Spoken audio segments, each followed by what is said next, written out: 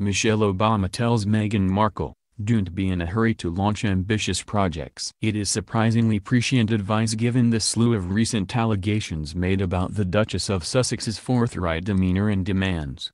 And if there is any truth in the anecdotes that have been tumbling forth from behind palace walls detailing ghastly rows with her sister-in-law, the Duchess of Cambridge, temper tantrums over tiara choices and staff reduced to tears, she may well take note. Michelle Obama, the former American First Lady and a long-term friend of her husband, the Duke of Sussex, has suggested that the Duchess take her foot off the gas, slow down and remember she is in it for the long haul.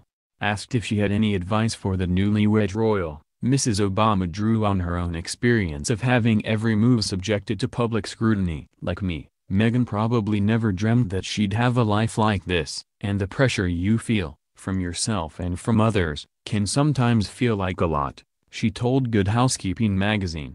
"So my biggest pieces of advice would be to take some time and don't be in a hurry to do anything. I spent the first few months in the White House mainly worrying about my daughters, making sure they were off to a good start at school and making new friends before I launched into any more ambitious work. I think it's okay, it's good, even, to do that. What I'd say is that there's so much opportunity to do good with a platform like that, and I think Meghan can maximize her impact for others, as well her own happiness, if she's doing something that resonates with her personally." Mrs. Obama is in the UK today on a whistle-stop tour to promote her new memoir, Becoming, and will meet children at Elizabeth Garrett Anderson School in Islington before speaking at the Royal Festival Hall, London.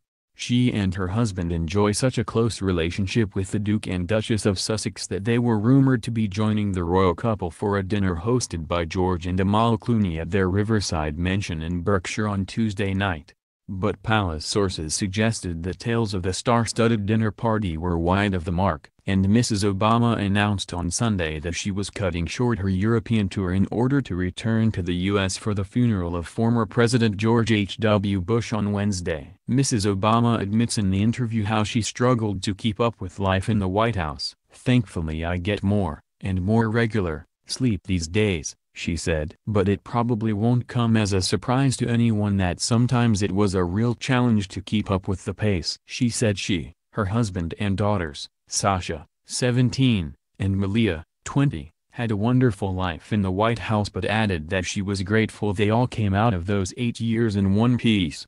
Mrs. Obama ruffled feathers at an event on Saturday in Brooklyn when she claimed that a prominent piece of feminist self-help championed by Sheryl Sandberg, Facebook's chief operating officer, was "that doesn't work." She told the sold-out crowd that women cannot experience equality in both their professional and personal lives at the same time, calling the idea a lie and arguing that marriage still ain't equal, y'all. She added, "And it's not always enough to lean in, because that doesn't work all the time," before quickly adding, "I forgot where I was for a moment." Sandberg promoted the lean-in concept in her 2013 book, Lean In, Women, Work and the Will to Lead, which urges women to be more proactive at seizing career opportunities.